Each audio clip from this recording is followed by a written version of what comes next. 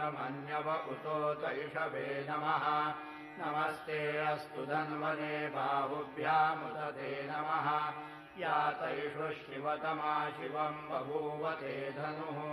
शिवा शरव्या या तव तया नो रुद्रमृडया या ते रुद्रशिवा तनूरघोरा पापकाशिनी तया नस्तनुवाशन्तमया गिरिशन्ताभिधागृहीः यामिषुम् गिरिशन्तहस्ते बिभर्षस्तवे शिवाङ्गिरित्रताम् कुरु माहिमासी पुरुषम् जगत शिवेन वचसा त्वा गिरिशाच्छा वदामसि